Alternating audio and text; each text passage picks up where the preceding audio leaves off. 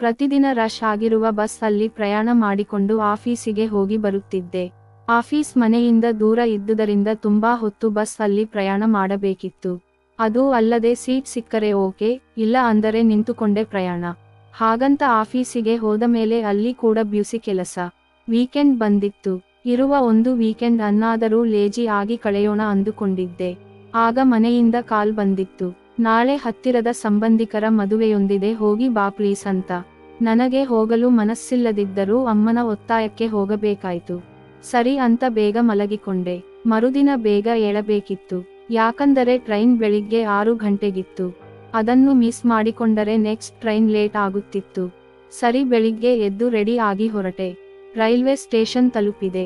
ನನ್ನ ದುರಾದೃಷ್ಟಕ್ಕೆ ನಾನು ಬೇಗ ಬಂದರೂ ಟ್ರೈನ್ ಬರೋದು ಲೇಟ್ ಆಗುತ್ತಿತ್ತು.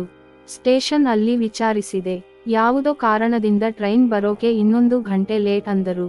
ಅಯ್ಯೋ, ನಾನೇ ಸ್ವಲ್ಪ ನಿಧಾನವಾಗಿ ಬಂದಿರಬಹುದಿತ್ತು ಅಂದುಕೊಂಡೆ. ಬೇರೆ ದಾರಿ ಇಲ್ಲದೆ ಅಲ್ಲಿ ಕುಳಿತು ಕಾಯಬೇಕಿತ್ತು. ಆದ್ದರಿಂದ ನಾನು ನಿಲ್ದಾಣ ಮತ್ತು ಅಲ್ಲಿ ನಡೆಯುತ್ತಿರುವ ಕೆಲವು ಸಂಗತಿಗಳನ್ನು ನೋಡುತ್ತಾ ಸಮಯ ಕಳೆಯಲು ಪ್ರಯತ್ನಿಸಿದೆ. ಅದು ಚಿಕ್ಕ ನಿಲ್ದಾಣವಾದ್ದರಿಂದ ಕೆಲವೇ ಪ್ರಯಾಣಿಕರಿದ್ದರು. ನಾನು ನಿಲ್ದಾಣದ ಸುತ್ತಲೂ ಕಣ್ಣು ಹಾಯಿಸುತ್ತಿದ್ದೆ. ಒಂದು ಹುಡುಗರ ಗುಂಪು ಕಂಡಿತು. ಅವರು ಎಲ್ಲರೂ ಸೇರಿಕೊಂಡು ಗೋಲಿಯ ಆಟ ಆಡುತ್ತಿದ್ದರು. ಅವರು ಧರಿಸಿರುವ ಬಟ್ಟೆಗಳ ಕಡೆ ಗಮನ ಹೋಯಿತು. ಹರಿದು ಹೋಗಿರುವ ಬಟ್ಟೆಗಳನ್ನು ಧರಿಸಿದ್ದರು. ಅದರಿಂದ ಅವರೆಲ್ಲರೂ ಬಡತನವನ್ನು ಕಂಡವರು ಅಂತ ತಿಳಿಯಿತು. ಆದರೂ ಅವರು ಆಡುತ್ತಿರುವ ಆಟವನ್ನು ತುಂಬಾ ಎಂಜಾಯ್ ಮಾಡಿಕೊಂಡು ಆಡುತ್ತಿದ್ದರು. ಎಲ್ಲರ ಮುಖದಲ್ಲೂ ಸಂತೋಷವಿತ್ತು. ಆಗ ನನಗೆ ನಮ್ಮ ಮನೆಯಲ್ಲಿರುವ ಮಕ್ಕಳ ನೆನಪಾಯಿತು. ನಮ್ಮ ಮಕ್ಕಳು ಇಷ್ಟು ಸಂತೋಷದಲ್ಲಿ ಆಡುವುದನ್ನು ನಾನು ನೋಡಲಿಲ್ಲ. ಅವರಿಗೆ ಆಟವಾಡಲು ಬೇಕಾಗುವ ಎಲ್ಲ ಸೌಕರ್ಯಗಳಿವೆ. ಮನೆಯಲ್ಲೇ ಕುಳಿತು ಆಡುವುದಕ್ಕೂ ಅವಕಾಶವಿದೆ. ಕಂಪ್ಯೂಟರ್, ವಿಡಿಯೋ ಗೇಮ್ಸ್, ಮೊಬೈಲ್, ಹೀಗೆ ತುಂಬಾ ಆಯ್ಕೆಗಳಿವೆ. ಆದರೂ ನಮ್ಮ ಮಕ್ಕಳು ಆಗಾಗ ನಮಗೆ ಬೋರ್ ಆಗ್ತಿದೆ, ಎಲ್ಲಾದರೂ ಸುತ್ತಾಡಬೇಕು, ಮಾಲ್ಗಳಿಗೆ ಹೋಗಬೇಕು ಅನ್ನುತ್ತಾರೆ. ಕರೆದುಕೊಂಡು ಹೋದರೂ ಅವರ ಮುಖದಲ್ಲಿ ಇಷ್ಟು ಸಂತೋಷ ಕಂಡದ್ದಿಲ್ಲ. ಹಾಗೆ ಅವರನ್ನು ನೋಡುತ್ತಿರುವಾಗ ನನಗೆ ಒಂದು ಚಹಾ ಕುಡಿಯಬೇಕು ಅನ್ನಿಸಿತು. ನನ್ನ ಸುತ್ತಮುತ್ತ ನೋಡಿದೆ.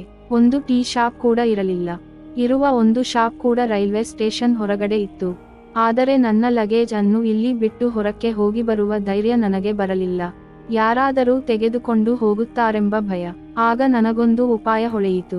ಅಲ್ಲಿ ಆಟ ಆಡುತ್ತಿರುವ ಹುಡುಗರಲ್ಲಿ ಒಬ್ಬನನ್ನು ಕರೆದೆ. ಅವನಿಗೆ 10 ರೂಪಾಯಿಯನ್ನು ಕೊಟ್ಟು ಹೊರಗಡೆಯಿಂದ ನನಗೊಂದು ಕಪ್ ಟೀ ತಂದುಕೊಡಲು ಕೇಳಿದೆ. ಅವನು ಒಪ್ಪಿಕೊಂಡು ಚಹಾ ತರಲು ಸ್ಟೇಷನ್ ಇಂದ ಹೊರಗಡೆ ಹೋದ. ಅರ್ಧ ಗಂಟೆಯಾದರೂ ಬರಲಿಲ್ಲ. ಅಷ್ಟರಲ್ಲಿ ನಾನು ಕಾಯುತ್ತಿದ್ದ ಟ್ರೈನ್ ಬಗ್ಗೆ ಅನೌನ್ಸ್ಮೆಂಟ್ ಬಂತು. ಇನ್ನೇನು ಟ್ರೈನ್ ಬರುತ್ತಿತ್ತು. ಆದರೆ ಟೀ ತರಲು ಹೋದ ಈ ಹುಡುಗ ಮಾತ್ರ ಬರಲಿಲ್ಲ. ಆಗ ನನಗೆ ಕೋಪ ಬಂತು. ಆ ಹುಡುಗ ನನ್ನ ಹಣವನ್ನು ತೆಗೆದುಕೊಂಡು ಓಡಿಹೋಗಿರುತ್ತಾನೆ ಎಂದು ಭಾವಿಸಿದೆ. ಹೀಗೆ ದಾರಿಯ ಮೇಲಿನ ಹುಡುಗನನ್ನು ನಂಬಿದ್ದಕ್ಕೆ ನನಗೆ ನಾನೇ ಬೈದುಕೊಂಡೆ. ರೈಲು ಇನ್ನೇನು ಹತ್ತಿರ ಬರುತ್ತಿದೆ ಅಂತ ನನ್ನ ಲಗೇಜ್ ತೆಗೆದುಕೊಂಡು ಪ್ಲಾಟ್ಫಾರ್ಮ್ ಹತ್ತಿರ ಹೋಗುತ್ತಿದ್ದೆ. ಅಷ್ಟರಲ್ಲಿ ಹಿಂದಿನಿಂದ ಯಾರೋ ನನ್ನನ್ನು ಕರೆದಂತಾಯಿತು. ಸರ್, ತಗೊಳ್ಳಿ ನಿಮ್ಮ ಚಹಾ ಅನ್ನುವ ಮಾತನ್ನು ಕೇಳಿ ಹಿಂದಿರುಗಿ ನೋಡಿದೆ.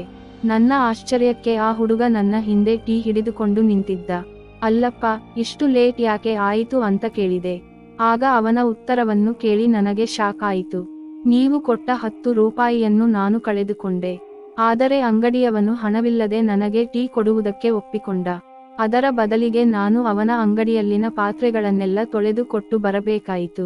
ಅದಕ್ಕಾಗಿ ಸ್ವಲ್ಪ ತಡವಾಯಿತು, ಕ್ಷಮಿಸಿ ಅಂದ.